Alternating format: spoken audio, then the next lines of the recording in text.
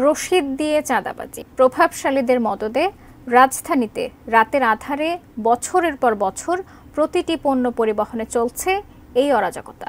City corporation ও পুলিশের বিরুদ্ধেই এই চাঁদাবাজির অভিযোগ। পরিবহন চাঁদাবাজি নিয়ে মনিরুজ্জামানের 3 পর্বের ধারাবাহিকের প্রথম পর্ব আজ। রাজধানীর প্রবেশ পথ গাবতলীর প্রতি রাতের চিত্র।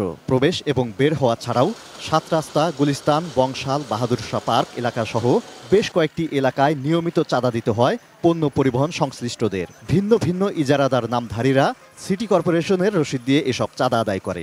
আমাকে বালুর গাইতে না দৃষ্টি গাইতে বেশি নেয় সিটি কর্পোরেশনের। এই রিসিপ্টটা দিচ্ছে আলু বাজারের যে মুখটা মোড়ের আগে যে কাটাটা এই জায়গা থেকে দিচ্ছে।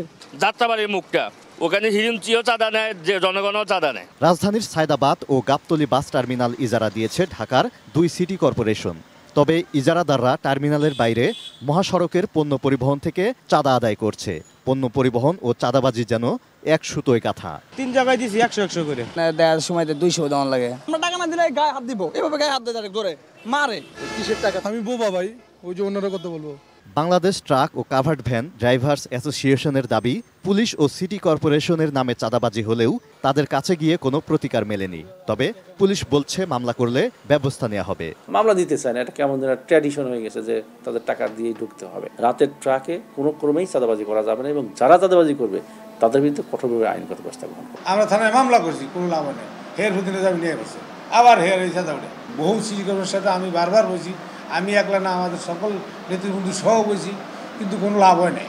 বাস টার্মিনাল ইজারা নিয়ে মহাসড়ক থেকে চাঁদা আদায়ের বিষয়ে জানতে গাবতলীর রাফি ট্রেডার্সে গিয়ে কাউকে পাওয়া যায়নি। আপনারা কত করে দেয় প্রতি রাতে?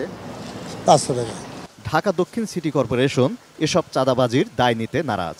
সেটি ইজারাদারকে সতর্ক করা হয়েছে এবং আইন শৃঙ্খলা বাহিনী তাদের বিরুদ্ধে ইতিমধ্যে অনেকগুলো ব্যবস্থা নিয়েছে। রাতের আধারে পণ্য পরিবহনে চাঁদাবাজির সরাসরি প্রভাব পড়ে বাজারে, আর বাড়তি এই ব্যয় বহন করতে হয় ভোক্তাদের। Moniruzzaman, ATN news, Dhaka.